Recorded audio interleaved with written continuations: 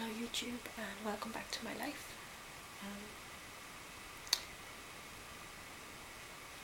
So if you by some miracle manage to troll your way through the fragments of last night's video, you'll know that yesterday I was feeling pretty good and today I'm not. My body was not ready to get up when I made it get up to go to the doctors this morning. So I was feeling very sick. And by the time I'd made it to the doctors, I was told that I'd missed my appointment, that I was too late. I was like, set off in what should have been enough time. But it turned out that what should have been a less than 10-minute walk actually took me 25 minutes.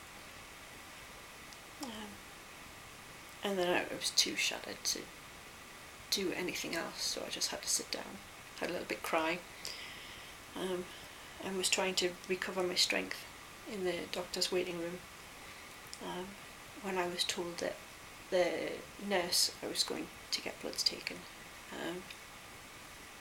was going to try and squeeze me in anyway if I didn't mind waiting a little while until she was done with other patients. So since I had to sit and rest anyway, I did that.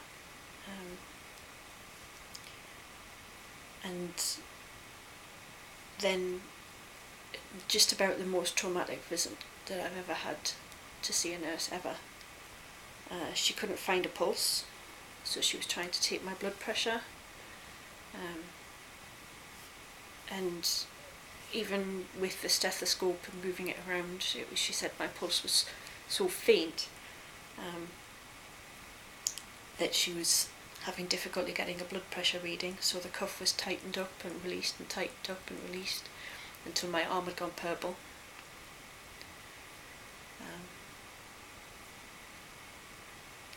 So that was stressing me out a bit, but not too bad. And then obviously she had to actually take the blood. Now I've had a lot of blood tests done during my life.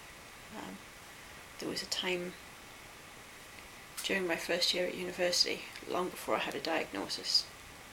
Okay, so we'll go back to when I just turned 18 and I wanted to be a blood donor.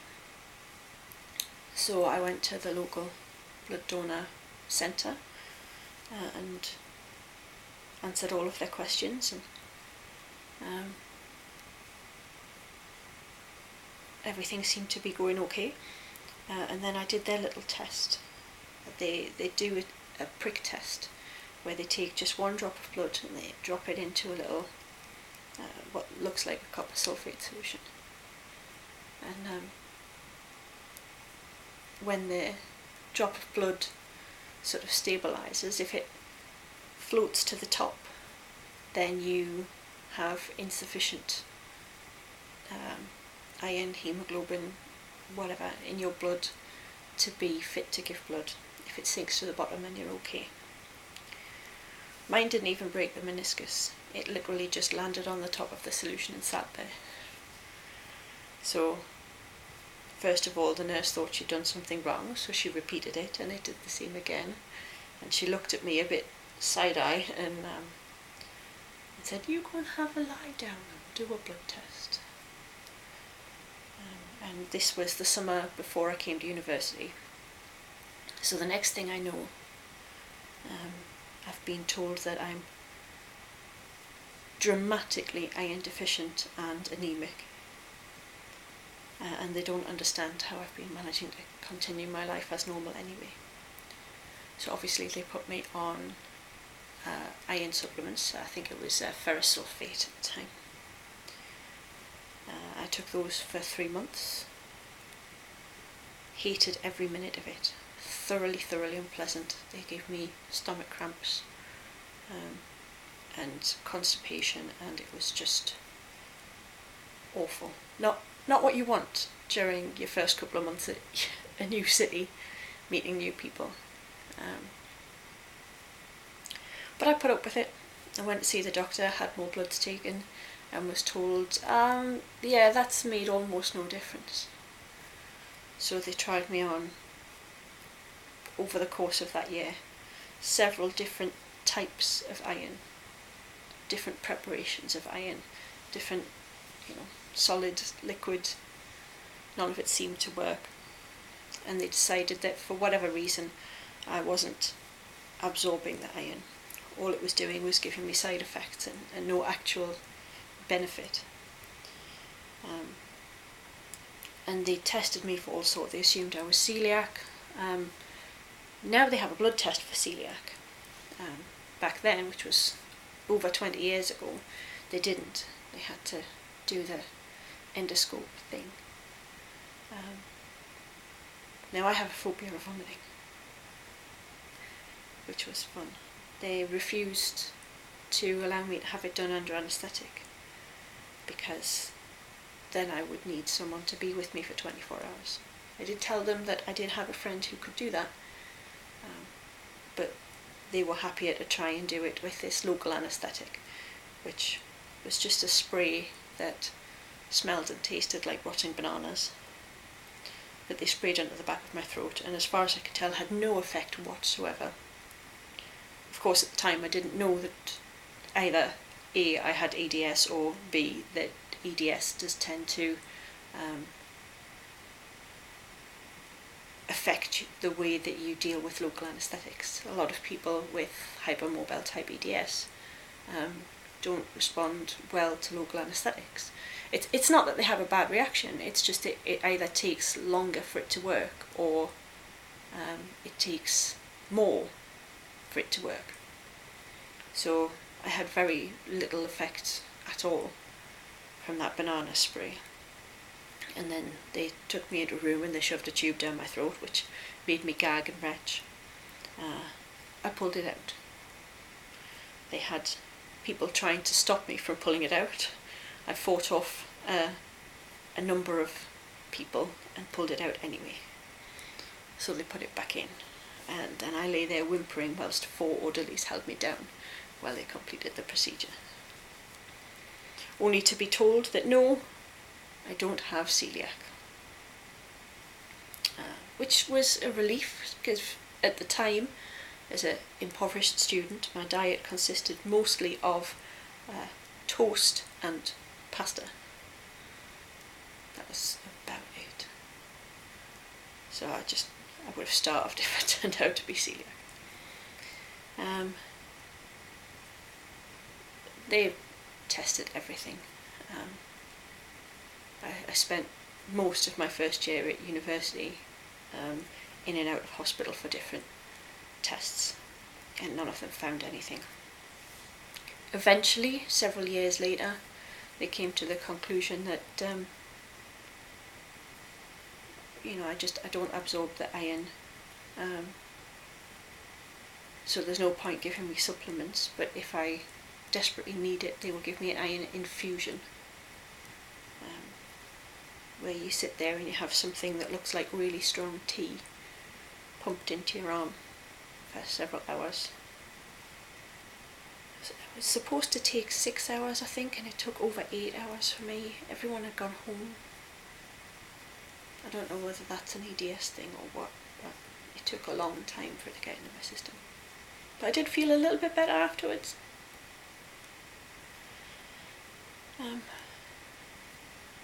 But yeah, because of all of those tests, the fact that I'd once had, I wouldn't call it a phobia, but certainly a bit of a fear of needles, I don't have that anymore. What do they call it? Aversion therapy. I'd learned. I can't watch them do it, especially with the Vacutainer system, where when they put it on, it just kind of squirts bloods into the back of them. But I don't really have a problem with needles as such. But the nurse today, she'd had this band around my arm for quite some time, desperately trying to find a vein. And I told her all the places that there normally is a vein, and she just couldn't feel one at all. Eventually, when she did find one, she was fairly sure that she'd got it, stuck the needle in, and nothing was there. She wiggled it around a bit. I still couldn't find anything, so I'm developing a nice bruise there. I'm surprised, actually. God, my arm hurts. That I don't have a bruise on my upper arm from the blood pressure cuff. But, she gave up on this arm. She wasn't keen on doing the other arm. I don't know if you can see from this, but you know, this hand is kind of normal. And this hand is all swollen. And the same goes all the way down my arm. On this hand you can see the veins. And on this you can't. If I press, I really don't know if this is going to show up at all. But if I press my thumb into the skin and then remove it, then there's actually a dent in my skin that remains there. They call this pitting, and it's because this hand has edema. The lymphatic system isn't working properly because the whole system is kind of saggy with the EDS. When this was first diagnosed, I was told it was something called lipedema. If you see me standing up, then my body shape in general is that my top half is much smaller than my bottom half. I don't have ankles as such. And I just thought that, you know, this was my body shape. But apparently it's another connective tissue disorder. Now, I was diagnosed with this long before I was diagnosed with the EDS, and I'm assuming the two are linked. But yeah, it basically means that your fat storage system doesn't work properly because of the connective tissue. So it all tends to lay down in the lower half of your body in unusual positions. And a secondary effect of that is lymphedema, which is where the fluid in your body builds up because it cannot clear properly. I was told even if I was anorexic that I would still have a fat arse, basically. And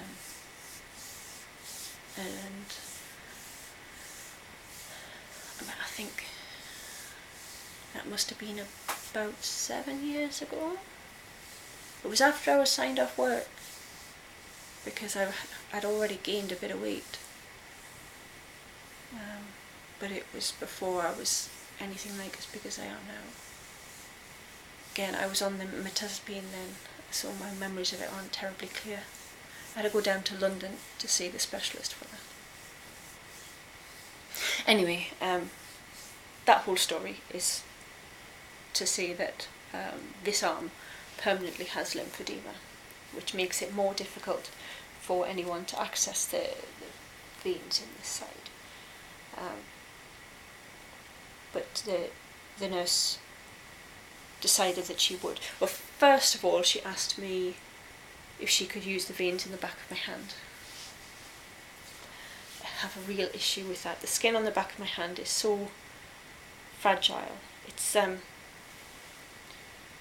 this is technically hyperextensible skin. It's not massively sore. I mean, you see some people, especially with classical EDS, who can stretch the skin up here somewhere, you know. But the official definition is more than a centimetre. Mine's only very slightly hyperextensible, but it's also very fragile. Just doing that has left enormous pinch marks in my skin. In fact, I think one of them's bruising already. Oh, marvellous. Well, that was foolish of me. And the concept of having needles into the veins on the back of my hand, which are really thin and fragile, has always freaked me out. I've always said, if ever I'm unconscious and they have to stick needles in me, if I wake up and the needles are in the back of my hand, I will just rip them out. You can put them in here. This bit is fine. Not the back of my hand. So, yeah, I think her suggesting that set off a bit of an anxiety attack. So, between the fact that I was already feeling ill from being up so early and from having forced myself to walk to the doctors when I wasn't feeling up to it, the stress of perhaps not getting my appointment, and then her having to poke around to get blood pressure, and that meant that she put this in the second vein and she had to wiggle it around to get it in the right position, and it was quite painful. Like I say, I'm used to needles, normally it doesn't bother me too much, they don't hurt that much, but this was quite painful. And I started feeling a POTS type attack coming on. The world closed in and went dark. I went very dizzy, and my heart rate just properly crazy, and I started feeling really sick. So I was doing breathing exercises to try and keep myself calm, and she's going, it's okay, we're on the last file. As soon as she took that out, I had to kind of just double up and try and get my breath back. I felt the world had closed in to almost nothing, and I felt awful, absolutely awful.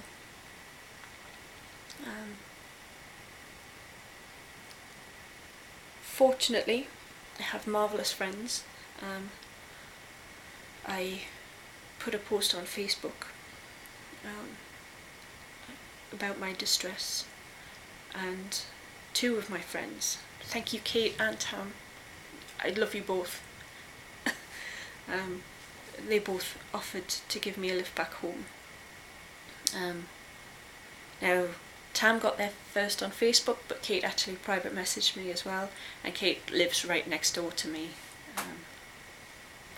I might have asked her for a lift if I'd realised she was off work, but I didn't realise that she's got a few weeks off on holiday. So she said, yeah, I'll pick you up from the doctor's and I'll take you for lunch. And she took me for lunch out to the Strines, which is a nice old-fashioned pub in the middle of the Peak District near Lady Bower Reservoir. And Kate drives a fancy sporty Jag, and she likes to throw it around the roads. So we came back the scenic route through all of the little windy roads in the Peak District, and